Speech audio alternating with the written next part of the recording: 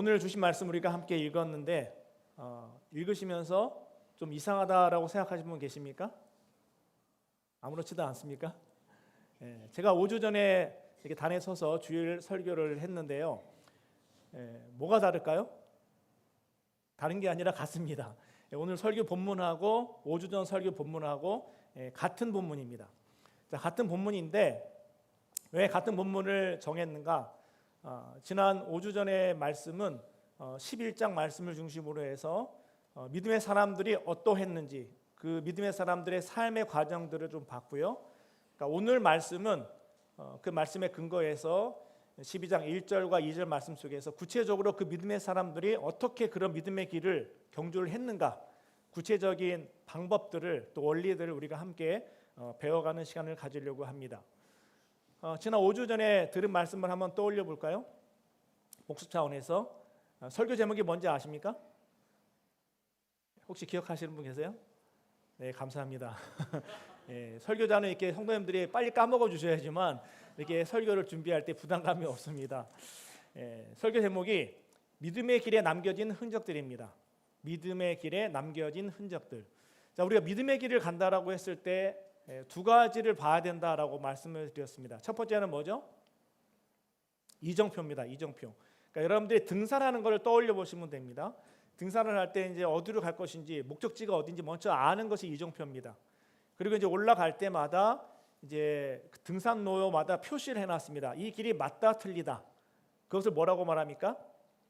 제가 그 5주 전에는 영어로 블레이즈라고 말씀드렸는데 등산로의 어떤 표시입니다. 표식, 흔적이라고 할 수 있죠. 그래서 그 표식이 있으면은 내가 지금 이 등산로를 잘 따라가고 있는 것이고, 만약에 잘 가다가 그 표식이 안 보이면은 뭔가 엉뚱한 데로 가고 있다는 것이, 그때는 점검해 보고 다시 뒤로 돌아가서 바른 표식을 보고 다시 올라가라는 것입니다.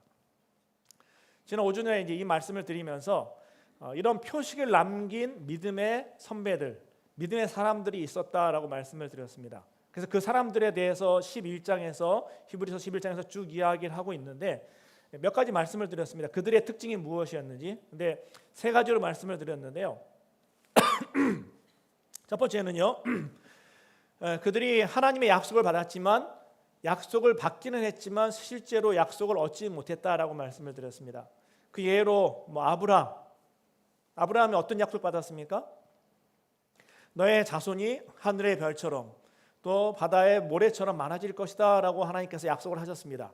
그런데 실제로 아브라함의 자손들이 아브라함 때 그렇게 많아졌습니까? 그렇지가 않습니다. 실제로 정실 부인해서 낳은 자식은 하나, 이삭밖에 없었습니다. 그리고 그 하나님의 약속은 이삭에게, 야곱에게 이어지는데 이들 또한 그 약속을 실제로 경험하지는 못했습니다. 그래서 하나님의 약속을 받기는 했지만 실제로 그 약속을 받은 사람은 없었다. 죄송합니다. 두 번째는 뭡니까? 죄 앞에 실패했다는 것입니다. 그 예로 다윗의 예를 들었습니다. 다윗이 이스라엘의 왕이 되었고 하나님 앞에 귀하게 쓰임 받았지만 그가 어떤 일을 했습니까? 죄 앞에 무너졌습니다. 실패했습니다. 그리고 또한 많은 선지자들, 예언자들이 시련과 고난과 핍박을 받았습니다. 그래서 이제 약속을 받지 못했고 실패도 했고 또 시련과 고난도 겪었지만 그들은 성경은 뭐라고 말합니까? 믿음의 사람들이다라고 말하고 있다라는 것입니다. 그 이유가 뭘까요? 왜 그렇죠? 그들이 완벽해서가 아닙니다. 또 그들이 강해서도 아니고 이유는 한 가지입니다. 뭐죠? 바로 끝까지 예수 그리스도를 바라보고 하나님을 바라보고 믿음의 경주를 완주했기 때문이라는 것입니다. 믿음의 경주 과정 중에 여러 가지 많은 일들이 있었습니다. 그러나 그 많은 일들이 있었지만 결국은 끝까지 하나님을 바라보고 그리스도를 바라보고 그 완주를 했다는 것입니다. 그래서 히브리서 11장은 믿음의 사람들이 누구였는지를 보여줍니다. 그리고 오늘 본문 히브리서 12장 1절에서 2절 말씀은 믿음의 경주를 어떻게 끝까지 완주할 수 있는지 또 그 완주하는 그 방법이 무엇인지에 대해서 오늘 두 구절은 우리에게 가르치고 있다는 것입니다. 그래서 오늘 히브리서 12장 1절과 2절 말씀을 통해서 그 원리들, 은혜의 원리들, 믿음의 경주를 끝까지 가능하게 할 수 있는 그 원리들이 무엇인지 우리가 함께 깨닫고 적용할 수 있기를 바라는데요. 먼저 히브리서 12장 1절부터 2절 상반절 말씀을 다시 한번 읽어보도록 하겠습니다. 함께 읽겠습니다. 시작. 이러므로 우리에게 구름같이 둘러싼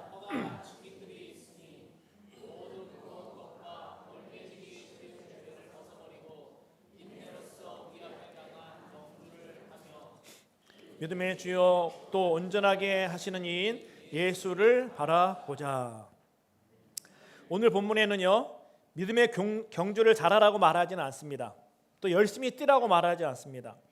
보통 경주를 하게 되면은 열심히 뛰어야 됩니다. 더 열심히 해야 됩니다. 쉬지 말아야 됩니다. 이런 말들이 나오잖아요. 근데 오늘 본문은 경주를 하라고 말은 하는데 잘해라, 열심히 해라 그 말이 나오지 않습니다. 오늘 본문은요, 믿음의 경주를 가능하게 하는 은혜의 원리들을 몇 가지 이야기하고 있는데 세 가지입니다. 한번 같이 저를 따라서 한번 읽어볼까요? 제가 저를 따라해 보시기 바랍니다. 첫 번째, 벗어버릴 것, 인내로 경주할 것, 그리고 예수를 바라볼 것. 오늘 이 두 구절에서는 이 세 가지를 우리에게 제시하고 있습니다. 오늘 이 세 가지를 함께 묵상하면서 믿음의 경주를 다시 달려가는 또 저와 여러분이 되어줄 수 있기를 주님의 이름으로 축원을 드립니다. 먼저 첫 번째, 벗어버릴 것은 무엇이 있을까요? 벗어버릴 것 뭐가 있죠? 여기서 벗어버릴 것 하면은 우리는 한번 육상 경기를 상상해 보시기 바랍니다. 달리기 할 때 두꺼운 외투를 입고 또 장화를 신고 달리는 사람 봤습니까? 춥다고 내복 입고 달리는 사람 봤어요? 아무리 추워도 육상 경기를 할 때는 최대한 몸을 가볍게 하기 위해서 벗어버립니다. 그래서 오늘 본문은 벗어버릴 것, 내려놔야 될 것을 이야기하고 있습니다. 그것이 무엇이죠? 모든 무거운 것과 얽매기 쉬운 죄를 벗어버리라고 말하고 있습니다. 여기서 먼저 무거운 것은 무엇일까요? 무거운 것. 여기서 말하는 무거운 것은 반드시 죄만을 의미하지는 않습니다. 왜냐하면 무거운 것과 또 얽매기 쉬운 죄, 이 두 가지를 분리해서 이야기하고 있기 때문에 이 무거운 것은 꼭 죄다라는 것이 아니라 일상의 삶 속에서 우리가 경험하게 되어지는 것들입니다. 자, 무거운 것은 무엇일까요? 모든 무거운 것은 우리가 인생을 살아가면서 짊어지게 되는 인생의 무게를 의미합니다. 인생을 살아가면서 짊어지게 되는 무거운 짐들을 말합니다. 예를 들면 무엇이 있을까요? 여러분들은 지금까지 삶을 살아오시면서 여러분들에게 있어서 이건 나에게 짐이야, 나에게 무거운 거야 했던 것들이 무엇이 있습니까? 한번 떠올려 보시기 바랍니다. 먹고 사는 생계의 짐이 있을 수 있습니다. 먹고 사는 생계의 짐. 오늘 여러분들이 이 자리에 나오기까지 아침 식사하고 오셨죠? 안 하신 분도 계십니까? 아침 식사하려면 뭐가 있어야 됩니까? 그냥 밖에 나가면 땅 파면 그 음식이 나옵니까? 돈이 있어야 돼요. 돈이 있으려면은 뭐가 있어야 됩니까? 직장이 있든지 비즈니스를 해야 됩니다. 이게 생계의 짐이에요.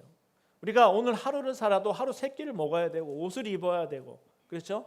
좀 더 문화적인 삶을 원한다면은 더 많은 돈이 필요합니다. 그래서 우리는 늘 인생을 살아갈 때 이 생계의 짐을 지고 살아간다는 것입니다. 만약 여러분들 중에 직장에 다니시는 분이 어저께 이메일을 받았습니다. 다음 주부터 나오지 마십시오. 그랬을 때 여러분들은 어떻게 하시겠습니까? 비즈니스가 잘 되다가 갑자기 문제가 생겨서 이제는 클로징 해야 될 상황이 됐습니다. 그랬을 때 여러분들은 어떻게 하시겠습니까? 이런 일들이 벌어졌을 때 우리가 정말 이 자리에 와서 예배를 드린다라고 했을 때 정말로 우리의 마음과 생각이 하나님께 가면서 참된 예배자로서 나아갈 수 있을까요? 그게 쉽지가 않다는 것입니다. 인생의 짐이 우리를 누르고 힘들게 하고 붙잡고 있다는 것입니다. 또한 그것만 있는 것이 아니라 또 인간관계에서 오는 또 상처와 갈등의 짐들이 있습니다. 오늘도 많은 분들이 같이 함께 모여서 예배를 드리고 있지만 여러분들 다 각자 성격도 틀리고 기질도 틀립니다. 사랑하는 부부가 만나서 결혼을 했지만 그 부부 사이에서도요, 성격이 틀려요. 기질이 틀립니다. 그러다 보니까 어떤 일이 벌어집니까? 갈등이 생깁니다. 갈등이 생기다 보면은 서로 하지 말아야 될 말들을 하게 됩니다. 그런 말들을 주고받다 보면은 서로 상처를 주고받게 됩니다. 그것으로 인해 인생 속에 삶 속에 어려움이 생기기도 한다는 것입니다. 또한 갑작스러운 사고와 질병, 또 그런 사고와 질병을 당한 사람을 바라보면서 나에게도 이런 것들이 생기지는 않을까라는 그런 두려움의 짐들이 우리를 누를 때가 있다는 것입니다. 또한 알 수 없는 미래에 대한 불안해짐, 또 누구나 다 지금 죽음을 향해 가고 있는데 죽음에 대한 두려움의 짐들이, 공포가 우리 안에 내재되어져 있다는 것입니다. 그런데 이런 것들은 그 자체가 죄는 아닙니다. 그러나 이러한 것들은 하나님을 떠난 인간으로 인해서 생겨난 죄가 만들어낸 우리의 삶의 모습이라는 것입니다. 그런데 이러한 것들이 우리의 믿음의 경주를 방해한다는 것입니다. 무겁게 만든다는 것입니다. 그래서 열심히 달려가야 될 그 길을 방해하고 흔들고 힘들게 하고 멈추게 한다는 것입니다. 히브리서 11장의 인물 중에 무거운 짐을 벗어버린 믿음의 사람들이 있습니다. 누가 있을까요? 오늘 몇 분만 소개해 드리도록 하겠습니다. 첫 번째, 모세 있습니다. 모세. 자, 모세는 언제 하나님께 부르심 받았습니까? 몇 살에? 몇 살이었습니까? 예, 40세요? 예, 빨리 부름 받으셨네요. 80세였습니다. 80세. 네. 80세. 지금 여기 계신 분들 그냥 80세 이상이신 분 손 들어보세요. 80세. 나는 80세 이상이다. 예, 아무도 안 계십니까? 예, 우리 교회 성도님들이 연령대가 많이 낮아졌습니다. 예, 생각을 해보세요. 만약에 제가 80세인데 하나님이 김성원 일로 와. 넌 이제 신학교 가서 신학 공부한 다음에 신학 공부 마친 다음에 목회를 해라고 하면은 제가 할까요, 안 할까요? 예, 노코멘트 하겠습니다. 80세가 된 나이에 이제 죽을 날 얼마 안 남았던 그 나이에 하나님께서 모세를 부르셨어요. 근데 이 80세란 나이는요, 모세에게 있어서는 뭘까요? 짐입니다. 짐. 인생을 살아가면서 이제는 노년기에 이제는 할 수 있는 것이 한계가 있습니다. 그런 상황 가운데 하나님은 모세를 부르셨습니다. 또한 모세는 이 당시 하나님께서 가시떨기 나무에서 이 모세를 부르셨는데 이때 모세의 직업이 무엇이었습니까? 뭐였죠? 목자였습니다. 목자. 양치는 목자였어요. 이날도 양떼를 데리고 이제 들판을 가면서 양떼를 치고 있었는데 그때 하나님께서 모세를 부르신 것입니다. 자, 모세가 왜 양을 칠까요? 왜 모세의 직업이 목자일까요? 그것을 통해서 먹고 살기 위해서 그것을 하는 겁니다. 생계를 위해서 생계의 짐이 모세에게 있었던 것입니다. 나이의 짐이 있었고요, 생계의 짐이 있었습니다.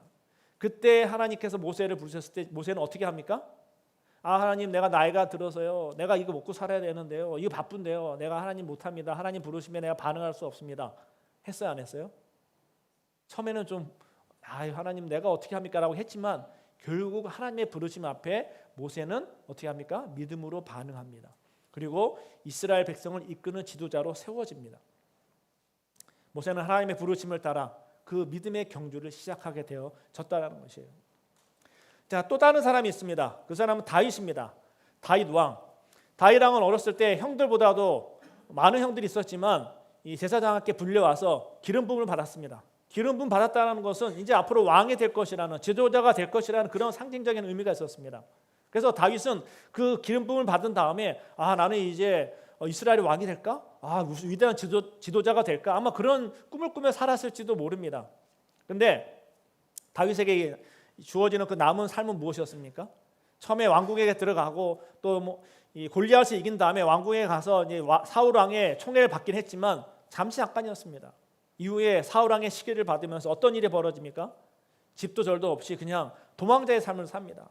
다른 나라 왕한테 가서 침 질질 흘리면서 미친 사람처럼 행동을 하고요. 또 억울한 삶을 살고요. 두려움 가운데, 걱정 가운데 살아가는 삶을 살게 되어집니다. 죽음의 공포 속에 걱정하며 살게 되어집니다. 이것이 다윗에게 주어진 짐이었다는 것입니다. 그러나 그런 다윗이 결국은 끝까지 하나님을 붙잡고 놓지 않음으로 인해서 결국은 어떻게 되어집니까? 이스라엘의 왕이 되어집니다. 이스라엘의 역사 속에 가장 위대한 왕으로 지금도 이스라엘 많은 사람들은요, 다윗 왕을 제일 존경하고 제일 좋아합니다. 믿음의 여정에는요, 무거운 인생의 짐들이 발목을 잡을 때가 있습니다. 우리는 깨달아야 됩니다. 눈앞에 보이는 인생의 무거운 짐들, 두려움들, 걱정들. 근데 거기에 내 생각과 내 마음과 내 시각을 집중하고 계속 그것을 바라보기 시작하면요, 어떤 일이 벌어지느냐? 지금까지 나를 인도하셨던 하나님이 보이지 않기 시작합니다. 세상이 더 보이기 시작하고 사람이 더 커지기 시작하면요, 하나님은 작아지기 시작한다는 것이에요. 그래서 우리는 생각을 바꿔야 됩니다. 시각을 바꿔야 돼요. 당장 눈앞에 어려움이 있고 고난이 있고 시련이 있고 짐이 있고 무겁지만 그것을 바라보는 시각을 돌려서 하나님을 바라봐야지만 하나님이 더 커지기 시작하면요, 지금 눈앞에 보이는 그 문제거리들은 다시 원래대로 돌아간다는 것입니다. 무거운 것에 집중하게 되어질 때 우리는 오히려 실망하게 되고 좌절하게 됩니다. 그러나 하나님께 집중하기 시작하면요, 그 무거웠던 것들은 어느 사이선가 떨어져 나간다는 것입니다. 벗어버려야 할 두 번째가 있습니다. 그것은 뭐라고 했습니까? 무엇이죠? 얽매이기 쉬운 죄라고 했습니다. 여기서 얽매이다라는 이 말을 우리가 좀 이해를 해야 되는데요. 얽매이다란 말은 반복하다, 또 중독되어 있다, 이런 의미가 그 어원 속에 담겨져 있습니다. 그래서 이 얽매이는 죄란 특징이 무엇일까요? 그것은 바로 단번에 회개하고 끝나는 죄가 아니라는 것입니다. 회개하고 이제는 돌이킨다고 했지만 또다시 그 죄가 다음날 다시 올라옵니다. 그래서 또 내 발목을 붙잡고 내 생각을 붙잡고 계속 질질 나를 붙잡고 끌어당긴다는 것이에요. 그래서 반복되고 습관처럼 달라붙어 있는 죄, 끊지 못하는 죄, 그런 죄를 말합니다. 그래서 때로는요, 이 죄가 내 삶의 일부처럼 느껴집니다. 그래서 이제는 그 죄를 지어도 죄책감이 들지 않아요. 죄의식이 들어오지 않습니다. 하나의 예로 거짓말을 자주 하는 사람이 있습니다. 그래서 거짓말이 습관이 돼버려요. 그러니까 농담도 거짓말합니다. 농담을 거짓말하면서 즐거워해요. 근데 분명히 죄인데도 불구하고 그것이 그냥 내 삶의 일부가 되어버린다는 것이에요. 예를 들면요, 반복되는 나쁜 습관들 무엇이 있습니까? 한번 떠올려 보시기 바랍니다.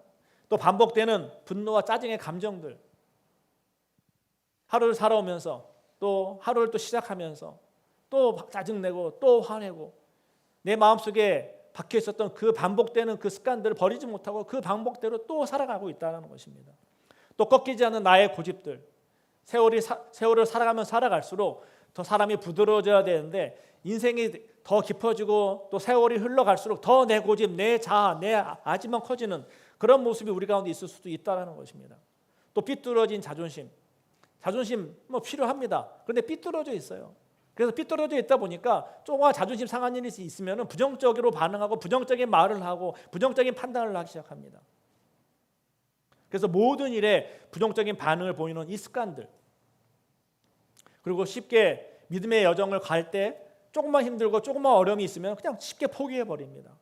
게으름 때문에 쉽게 포기해버리고 좌절해버리고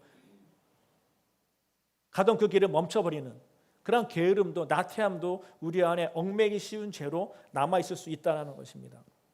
이런 모습들이 우리의 삶 속에서 또 습관과 인격이 되어서 우리의 믿음의 경주를 방해한다는 것입니다. 자, 이런 것들의 모든 것의 근원의 중심은 어디에 있을까요? 원인이 어디에 있을까요? 그것은 다른 곳에 있는 것이 아니라 바로 우리 자신에게 있다는 것입니다. 내 자아에게 있는 거예요. 결국 이 모든 것들이 일어나는 이유는 하나님 중심의 삶이 아니라 나 중심의 삶을 살아가고 있기 때문에 내가 편한 거, 내가 좋은 거, 내가 즐거운 것을 향해 쫓아가다 보니까 결국 이 죄에 얽매여서 이것에 의해서 끌려다니는 삶을 살게 되어진다는 것입니다. 히브리서 11장 인물 중에도 이 얽매기 쉬운 죄를 벗어버린 믿음의 사람들이 나옵니다. 아까도 말씀드렸던 모세는 어땠습니까? 모세에게 있어서 대표적인 약점은 무엇이죠? 한번 여러분 떠올려 보시기 바랍니다. 모세에게 어떤 약점이 있었습니까? 모세가 처음에 애굽에 있을 때 무엇을 한 다음에 쫓겨납니까? 도망갑니까? 살인을 저지릅니다. 애굽 사람들이 자기 동족 이스라엘 사람들을 학대하는 것을 보고서 분노해서 그 사람을 쳐 죽입니다. 자, 근데 모세가 그 사람을 죽일 때 그 사람은 정말로 마음의 공의를 가지고 죽였을까요? 아니면 그 마음에 욱하는 분노심을 가지고 죽였을까요? 모세는 그 마음속에 분노를 참지 못함으로 인해서 결국 사람을 죽이게 됩니다. 그런데 이 모세의 마음속에 잠재되어 있는 이 분노는 그때만 있는 것이 아닙니다. 나중에 광야에서 이스라엘 백성들을 인도하며 나아갈 때 이스라엘 백성들이 모세의 말 잘 듣습니까? 안 듣습니까? 잘 들을 때도 있지만 매번 하다가 어려움 생기면 어떻게 합니까? 불평불만을 해요. 이때도 마찬가지입니다. 광야에서 백성들이 물이 없다고 원망을 합니다. 그랬더니 모세가 어떻게 합니까? 반석을 2번 내리칩니다. 하나님께서 그냥 2번 내리치라고 하지 않았는데 그냥 분노하는 그 마음에 자기 감정이 올라와서 행동으로 나옵니다. 바로 모세의 약점은 무엇이었습니까? 바로 그 성격 안에 있는 분노였습니다. 그냥 분노대로 그 마음의 감정이 올라오는 대로 말하고 행동하는 모습이 이 모세의 약점이었던 것입니다. 근데 이것은 무엇 때문에 올라온 것이었을까요? 만약에 하나님의 주권을 인정했다라고 한다면은 분노가 올라왔다 할지라도 그것을 다스렸을 것입니다. 근데 그 순간 하나님을 잃어버리는 것이에요. 자기 중심적인 생각대로 행동하고 말하고 감정대로 행했던 것입니다. 바로 불신앙의 반응이 바로 이 분노였던 것입니다. 다윗은 어떻습니까? 다윗에게 있어서 가장 치명적인 얽매임은 무엇이었습니까? 그것은 바로 절제되지 못하는 욕망이었습니다. 여러분 다 기억할 것입니다. 밧세바 사건. 다윗은 보지 말아야 될 것을 봤고요. 절제해야 될 감정을 절제하지 못했습니다. 그래서 이 밧세바라는 여인을 품습니다. 근데 그 여인을 욕망으로 품는 것으로 끝나는 것이 아니라 그 다음 단계 밧세바의 남편까지 죽이는 살인으로까지 가는 이 죄가 계속 커져가는 모습이 다윗의 모습에서 우리는 볼 수 있습니다.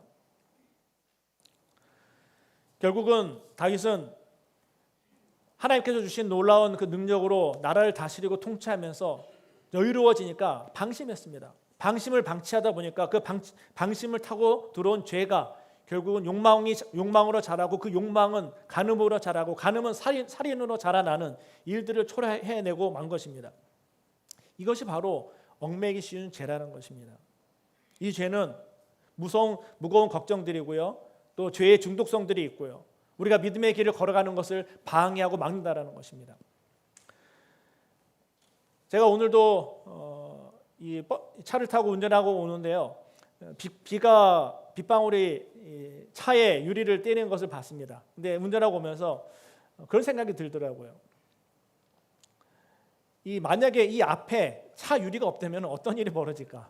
그런 생각이 들었어요. 빗방울이 내리치면서 그냥 앞에 그 유리를 따라서 내려가고 있는데 만약에 이 유리가 없다면은 이 빗물들은 바로 저에게 들이닥칠 것입니다. 그럼 운전도 제대로 못할 것이에요. 근데 빗물은 분명히 오고 있는데 지금 그 비는 저에게 저를 적시지 못하고 있었습니다. 이유가 뭘까요? 간단합니다. 내 앞에 유리가 있었기 때문에. 제가 왜 이야기를 하느냐? 앞에서 말씀드렸던 무거운 짐들, 걱정들, 근심들, 또 얽매이기 쉬운 죄의 유혹들, 연약함들이 계속 우리를 공격합니다. 우리를 붙잡습니다. 발목을 붙잡고 다리를 겁니다. 그러나 우리가 기억해야 될 것은요.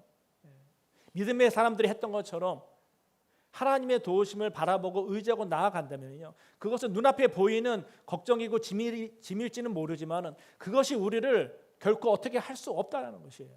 그래서 제가 오늘도 말씀을 준비하고 묵상하면서 오는데 그 유리에 부딪혀서 떨어지는 물을 보면서 맞아. 하나님께서는 나를 이 차 안에 보호해 주시, 나를 보호해 주시고 지켜 주셔. 그것을 깨닫게 되었습니다. 오늘 벗어버려야 될 것들, 무거운 짐들, 엉망이 쉬운 죄, 당장은 우리에게 현실감 있게 다가와서 우리를 힘들게 할 수 있지만 바로 믿음의 사람들처럼 우리의 시각을 하나님께 맞출 때, 예수님께 맞출 때 그것들이 우리를 결코 흔들지 못한다는 것을 여러분들이 기억할 수 있길 바랍니다. 자, 두 번째, 믿음의 길을 가는 은혜의 원리는 무엇일까요? 두 번째가 뭐라고 했죠? 인내로 경주하라고 했습니다. 인내로 경주하라. 여기서 인내라고 하는 것은 무엇일까요? 무조건 덮어놓고 그냥 참고 견디는 것이 인내일까요? 힘들지만 하기 싫지만 참아야 돼. 이게 인내일까요? 성경에서 말하는 인내는요. 억지로 버티는 힘이 아닙니다. 참고 견디는 인간의 의지도 아닙니다. 인내는요. 은혜의 결과입니다. 이게 무슨 말일까요? 인내가 은혜의 결과라고요? 인내란 말도 그 어원을 찾아 들어가면요. 무엇이냐면 바로 그 자리에 있다라는 것이에요. 무슨 말인지 이해 가세요? 인내한다는 것은 있어야 될 그 자리에 있다라는 것입니다. 근데 그 자리에 있을 수 있는 근원이 무엇이냐? 바로 하나님의 은혜라는 것이에요. 그러니까 하나님의 은혜가 공급되어지면요. 우리는 믿음의 경주를 달려갈 때 인내할 수 있다는 것이에요. 우리의 의지, 우리의 노력으로 인내하는 것이 아니라 하나님의 은혜가 우리로 하여금 인내할 수 있도록 그 자리를 지킬 수 있도록 믿음을 지킬 수 있도록 도우신다는 것입니다. 우리가 지금까지 믿음 안에서 버틸 수 있었던 것은요. 여러분들이 인생에 무거운 짐과 고통과 아픔이 있었지만 그래도 지금 여러분들이 믿음을 지키며 이 자리에 앉을 수 있었던 것은요. 바로 여러분이 모르는 사이에 알게 모르게 하나님께서 공급해 주신 그 은혜가 있었기 때문이라는 것을 기억하시길 바랍니다. 그리고 그것이 우리로 하여금 지금도 인내하게 하는 것이에요. 하나님의 은혜가 우리를 붙들고 계셨기 때문이라는 것을 기억할 수 있길 바랍니다. 연약해서 넘어질 때에도 또 실패하고 실망할 때에도 하나님은 사랑과 은혜로 우리를 붙들고 계셨고요. 위로하고 계셨고요. 때로는 징계와 훈계로 우리를 견책하시면서 나아가라고 말씀하고 계셨습니다. 우리를 견디게 하시고 포기하지 않게 하시기 위해서 믿음 안에 거하게 하신 것이 바로 하나님이라는 것입니다. 그리고 앞으로도 우리를 붙드실 분이 하나님이라는 것이에요. 그러므로 인내라는 것은요, 더 애쓰라는 것이 아닙니다. 바로 하나님의 은혜를 떠나지 말라는 것입니다. 도망가지 말라는 것입니다. 인내는 포기하지 않는 것입니다. 인내는 은혜의 자리에 머물러 서 있는 것입니다. 그것이 바로 인내라는 것을 기억할 수 있길 바랍니다. 여러분들 올림픽 선수들이요, 금메달을 따고 은메달을 따는데 그 딸 수 있었던 이유가 무엇이겠습니까? 바로 그들이 훈련해야 될 그 자리, 노력해야 될 그 자리에 있었기 때문이에요.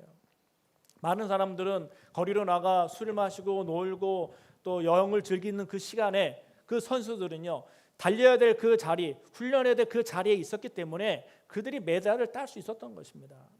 있어야 될 그 자리에 있는 것이 바로 인내라는 것입니다. 믿음의 경주도 마찬가지입니다. 믿음의 경주라는 것은 속도를 내는 삶이 아니라 바로 그 자리를 지켜내는 삶이라는 것입니다. 믿음의 자리를 지키기 위해서 믿음의 자리를 지키면서 은혜를 공급받고, 그럼 여러분들이 이 시간에 나와서 함께 예배를 드리고 말씀을 들으면서 무엇을 하는 것입니까? 하나님의 은혜를 공급받는 것이에요. 그러면서 다시 힘을 내면서 그 자리를 지켜나가는 것입니다. 또 기도의 자리를 붙들면서 하나님의 은혜를 사모하는 것이에요. 기도하면서 하나님의 도우심을 간구하는 것입니다. 그럴 때 하나님께서는 우리에게 힘을 주시고 능력을 주시고 은혜를 주셔서 또다시 버텨나갈 수 있도록 도와주신다는 것이에요. 또한 예배와 공동체를 통해서 받은 은혜를 나눕니다. 은혜는 나누면 나눌수록 더 커집니다. 그것이 우리에게 더 큰 힘을 제공해 준다는 것이에요. 저도 오늘 여러분들에게 이 말씀을 나누는데요, 제가 받은 은혜를 나누는 것뿐이에요. 하나님께서 주시는 힘을 나누는 것뿐이라는 것입니다. 나누는 가운데 하나님께서 더 놀라운 은혜를 우리에게 허락해 주시는 것입니다. 이것이 바로 믿음의 경주라는 것입니다. 세 번째, 믿음의 길을 가는 은혜의 원리는 무엇일까요? 무엇이죠? 결론이면서 핵심입니다. 그것은 바로 예수 그리스도를 끝까지 바라보는 것입니다. 왜 예수님을 끝까지 바라봐야 될까요? 왜일까요? 히브리서 12장 2절 말씀 한번 같이 읽겠습니다. 히브리서 12장 2절 상반절 말씀 함께 읽겠습니다. 시작. 믿음의 주여 또 온전하게 하시는 이인 예수를 바라보자. 이 말씀 속에 답이 다 담겨져 있습니다. 자, 믿음의 주여 또 온전하게 하신 이인 예수. 바로 예수님께서 믿음을 시작하셨고요, 믿음의 주인이시고 바로 이 예수님께서 이 믿음을 완성시키시는 완성자라는 것입니다. 바로 이 말의 의미는 믿음의 시작과 믿음의 완성자가 예수님이시고 예수님께서 이 믿음을 우리로 하여금 지켜갈 수 있도록 이루어갈 수 있도록 도우시는 분이라는 것입니다. 또한 더 나아가서 믿음의 대상은 바로 이 예수 그리스도라는 것이에요. 그러니까 믿음이 뭐 다른 것이 아닙니다. 결국 예수 그리스도를 바라보는 것이고 예수 그리스도를 따라가는 것이고 예수 그리스도를 닮아가는 것이 바로 믿음의 경주라는 것입니다. 예수님은 십자가 안에서 십자가의 고통과 핍박 안에서 믿음의 경주를 다 완주하셨습니다. 이루셨다는 것이에요. 예수님의 믿음의 이 십자가의 길을 통해서 우리가 하나님께로 갈 수 있는 그 길을 열어놓으신 것입니다. 만들어 놓으신 분이십니다. 그래서 이제는 우리는 무엇을 해야 되는가? 예수님께서 만들어 놓으신 그 길을 바라보면서 예수님께서 가신 그 길을 우리도 한 발짝 한 발짝 따라가면은 그것이 바로 믿음의 경주가 되는 것이고 믿음의 여정이 된다는 것입니다. 결국 믿음이라는 것은요, 예수 그리스도를 믿는 것이며 예수 그리스도 안에 거하는 것이며 예수 그리스도를 따라 살아가는 것입니다. 그리고 예수 그리스도를 닮아가는 것입니다. 이것이 바로 우리에게 주어진 복음이며 구원이며 은혜라는 것이에요. 결론입니다. 사랑하는 성도 여러분, 오늘 말씀의 결론은 분명한 것을 가르치고 있습니다. 그것은 무엇이냐? 시선을 회복하라는 것입니다. 무거운 것들을 다 내려놓고 벗어던지고 무엇을 하라고요? 시선을 회복하라는 것입니다. 바로 예수 그리스도를 바라보라는 것입니다. 믿음의 경주는 내가 끝까지 버텨내는 이야기가 아닙니다. 내가 더 강해지는 이야기도 아닙니다. 이 경주는 예수님께서 이미 끝까지 이루신 구원의 이야기 안으로 우리가 다시 초대받는 여정입니다. 그래서 주님과 동행하는 여정이라는 것입니다. 그래서 오늘 이 자리는요, 결단의 자리가 아니라 은혜로 돌아가는 자리입니다. 주님은 염려와 두려움이라는 무거운 짐을 지고 힘겨워하는 이들에게 무거운 짐을 내려놓고 오라고 재촉하지 않으십니다. 왜 무거운 짐을 갖고 있어? 내려놔 라고 말씀하지 않습니다.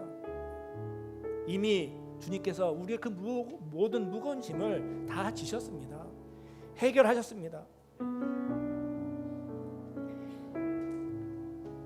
그러면서 우리에게 말씀하십니다. 내게로 와라. 나를 바라봐라. 내 손 잡아라. 반복되는 죄 앞에서 좌절한 이들에게 주님은 말씀하십니다.